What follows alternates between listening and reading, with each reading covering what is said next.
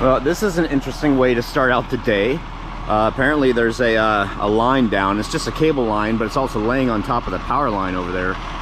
So they pull up and ask if I called it in. I'm like, called what in? I had no idea. But yeah, there it is. So when we take off today for our job, which I'm getting ready for, we have to go this way. So, yeah, so this just happened.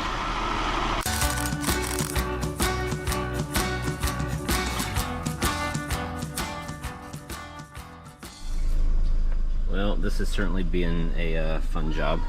So today I replaced spark plugs, front differential fluid, transfer case fluid, and the fuel filter on this vehicle. Holy cow. I'm not going to complain. I'm not going to complain. Not going to complain. And just like that, 3.5 hours later, I'm out of there.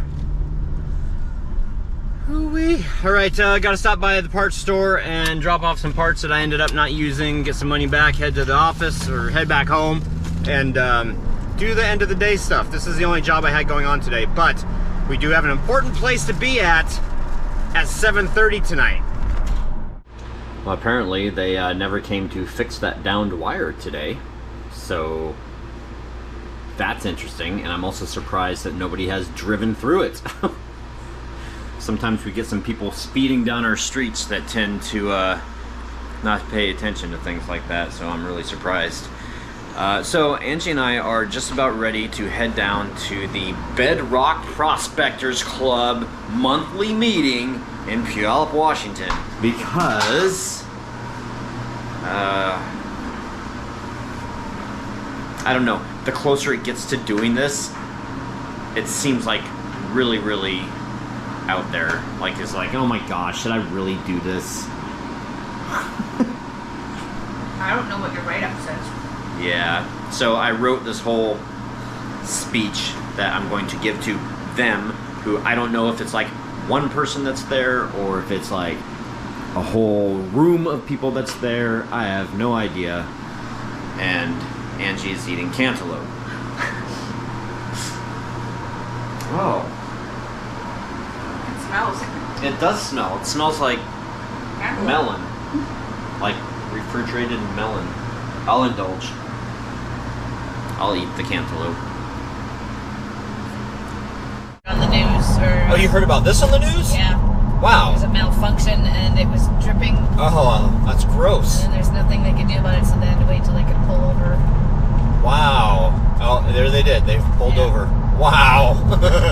Oh, that was crazy. And apparently there's only one line painting truck in the whole, Pacific Northwest or something like that. I don't know what the area is, but there's only one truck that does it, and it's in for repairs now. Oh, wow. So don't expect your street lines to get painted anytime soon. I was going to say paved. Okay, so a little bit more backstory on where we're going. I guess we're actually going there. I'll turn you around because this is more interesting because there's a tow truck and or police car going on up here. Tow truck. Oh yeah, police car and tow truck. Make sure, 3 police cars. Woo! And 3 police SUVs. Okay. There we go. Okay. And now nothing is interesting in front of us. So we're headed out to this Prospectors meeting, hoping that I can address everybody as a group, because, they're just going to let anybody get in front of the group and speak without knowing what they're going to say. So I foresee this not going 100% the way that I'm picturing it in my head, but we'll see. And my wonderful, amazing wife is along for the ride just to support me. Hey, Cindy. You're welcome. All right. So I did it. I gave my speech. And you did really good. Thanks. I wasn't nervous at all. I tried to make eye contact. I know I was reading. You did good. But I know you, so I knew that you were nervous. Yeah. But you looked at ease up there. Oh, thanks. And you were talking away like you knew what you were talking about. I actually felt kind of bad because obviously we talked to the head honcho, and of course he's like, well, you need to tell me what you're going to talk about, and I'm like, okay, well, yeah, I get that. So you know, I tried to tell him a little bit about it, and, you know, he allowed us to do this. But he had also said that I've already talked to the individual, so he already knew of the situation of what had transpired. So he's already talked to the individual, and he knew everything, and he already kind of schmoozed it over with us. Yep. And that individual wasn't here tonight either, so... But the nice guy was there. Yeah. Yeah, I was so happy about that. Yeah. I was so happy. So when we were at camp, I'm not sure if we had mentioned it, but I think we did. There was a nice guy who came to camp, and we were short with him because we were tired of being harassed by people, and we were like, don't come in, we've got dogs, and what do you want? And he's like, I'm just gonna be mining down the street here, just so you know, that's me if you hear some noises. And we were like, okay. And then we felt bad because we were kind of rude to him. So he was there tonight, so that was nice. Yeah. That was actually really nice. I'm really glad that he was here. Yeah. Alrighty, get to sleep tonight with a clean conscience. We haven't been here in quite a long time. In fact, I think the last time we were here, or the last time I was here, was with Sandy. Yeah, probably. I haven't been here since, I don't think, 2018. Whoa. As long as they're still open, there's not many cars out here. Oh, look, the moon. Alright, so we closed down the Ram on a Monday. Whew, we're wild and crazy. There are literally 1, 2, 3, 4 cars in the parking lot. One is ours, and the rest are probably staff. Well, one was our server, and then the other 3 were in the kitchen. Wow. Alright. Homeward bound. Alright. You look beautiful today, by the way. Oh, thanks. I washed my hair. I wasn't trying to call you out or anything. I'm just saying that you're very pretty. Aw, thank you. All right, Mr. Brot. Hi. Valerie Davis. Hello. Yes, Hello. These weather events have been so crazy. Half my family lives in California, so that strange hurricane and earthquake happening at the same time was nuts. Luckily, they are all fine. I loved your camping trip videos. That looked so fun. Thanks. Wow. I had no idea about the earthquake in California. Oh, really? I guess I live under a rock. Yeah, you do. No, I hope everybody's okay. Was it a bad one? Oh, I didn't. I heard it was just a warning. I actually haven't read anything that said that it happened. Oh, wow. Okay. Wow, okay. Meme Trucker, awesome vlog. Loved all the camping videos. Y'all are an amazing family. Aw, thanks.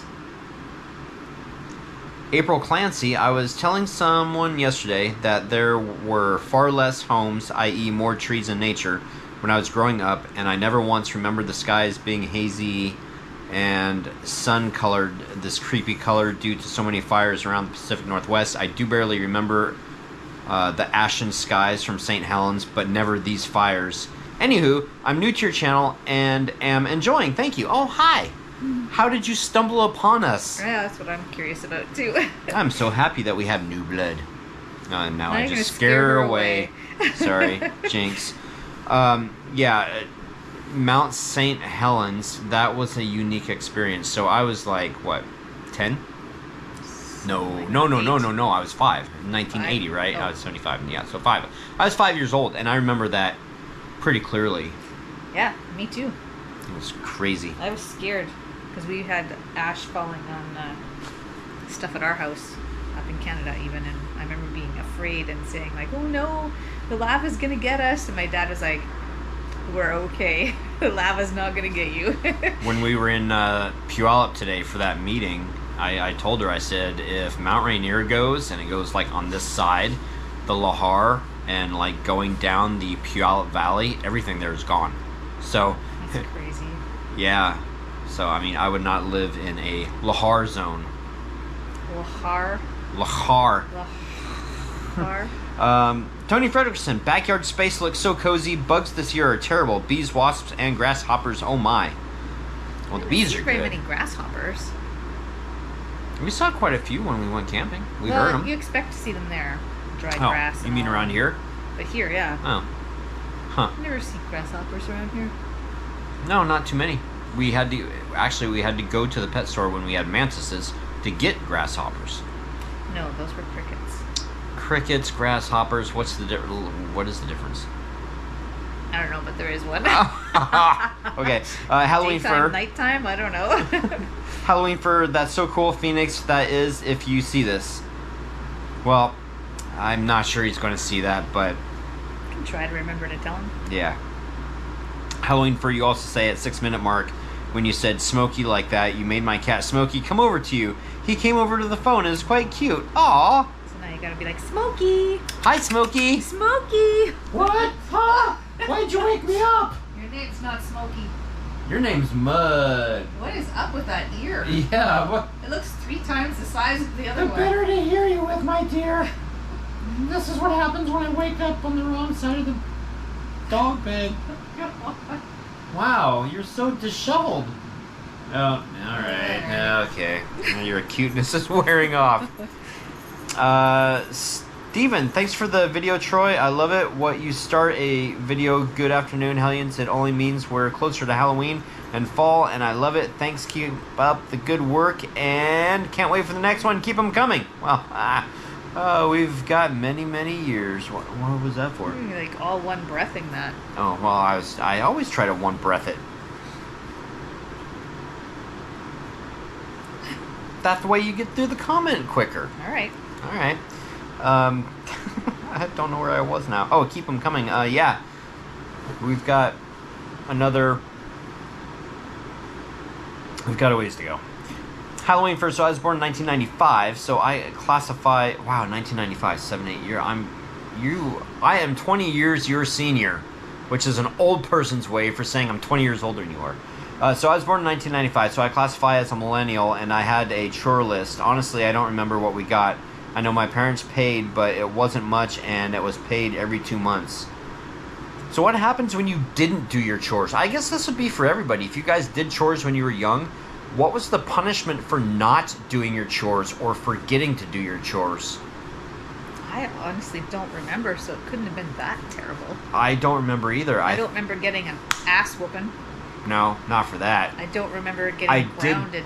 Maybe grounded. I did get spanked at least twice that I remember. Once by Dad and once by Mom. I was playing with matches one time, and Mom caught them in my pocket because I put the burnt ones in my pocket because I didn't want to accidentally leave them somewhere and have it start a fire.